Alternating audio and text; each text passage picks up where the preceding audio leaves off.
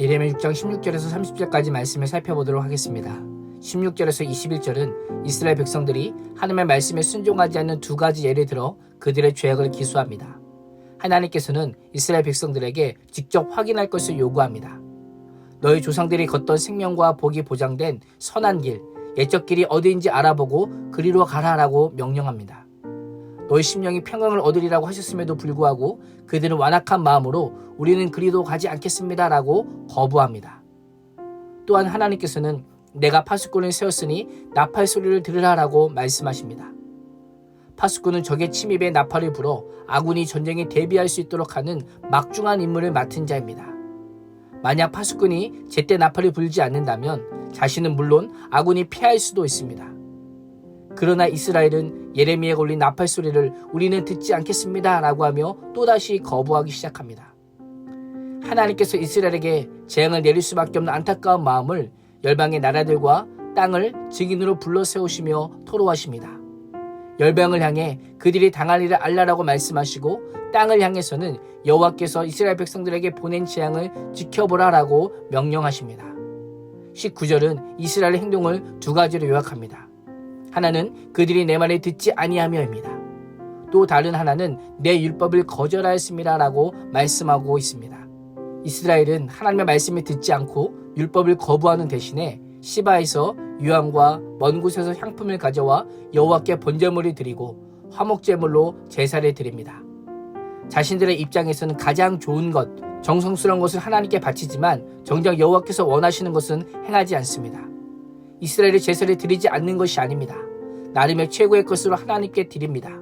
그러나 율법을 무시하면서 바치는 제물이었기에 하나님을 기만하는 제사입니다.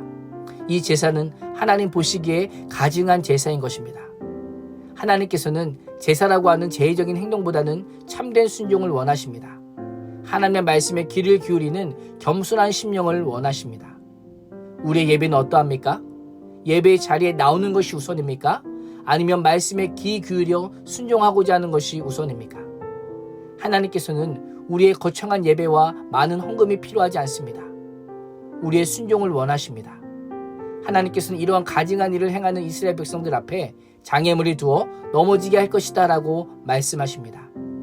이스라엘 백성에게 곧 하나님의 진노가 임하여 멸망당할 것을 예고하신 것입니다. 22절에서 26절은 유다 백성을 멸망하기 위해 북방에서 공격해오는 침략자들에 대해서 다시 한번 언급합니다. 북방에서 오는 침략자들에 대해 얼마 전에 언급했는데 또 언급하는 것을 보게 됩니다. 우리가 예레미야서를 볼 때 염두에 두어야 할 한 가지는 시간 순서에 따라 기록된 것이 아니라는 것입니다. 선지서의 특성상 죄를 지은 과거를 현재의 눈에서 하나님께서 그들의 죄를 지적하시고 그의 죄에 따른 징계를 선포하시고 회개와 심판과 구원을 선포하시는 이 사이클이 반복되어 진행되어진다라는 것을 우리는 기억하고 예레미야서를 봐야 하는 것입니다. 22절에서 23절은 여호와께서 직접 침략자들의 모습을 묘사합니다.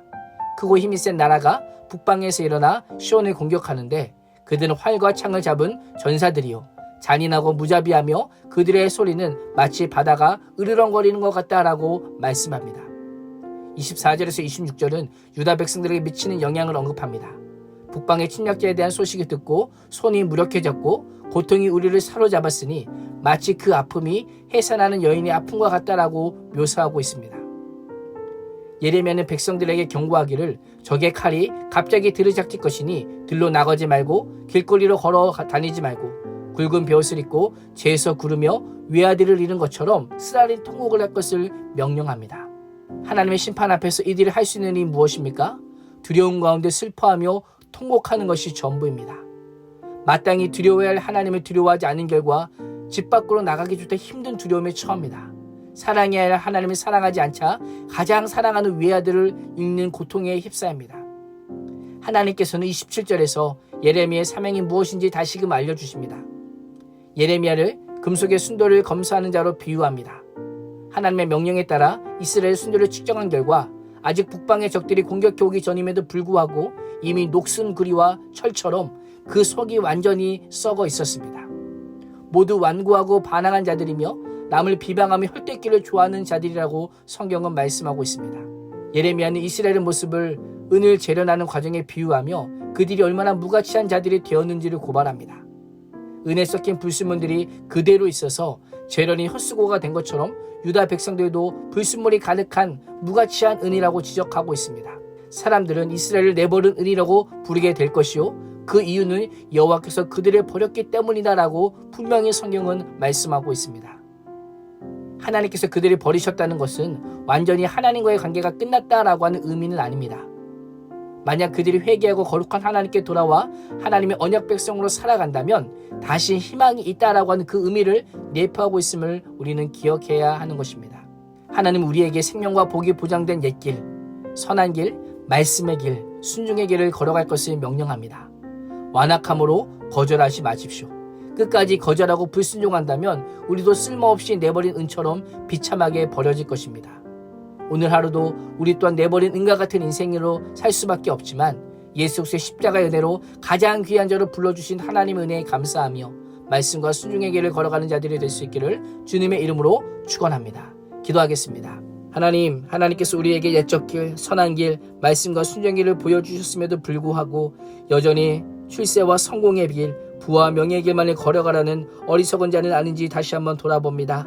돌이키지 않는 백성을 끝내 버리시고 심판하시는 하나님의 경고를 기억하며 오늘도 말씀을 굳게 붙들고 삶으로 순종하는 자들이 되게 하여 주시옵소서. 예수님의 이름으로 기도합니다. 아멘.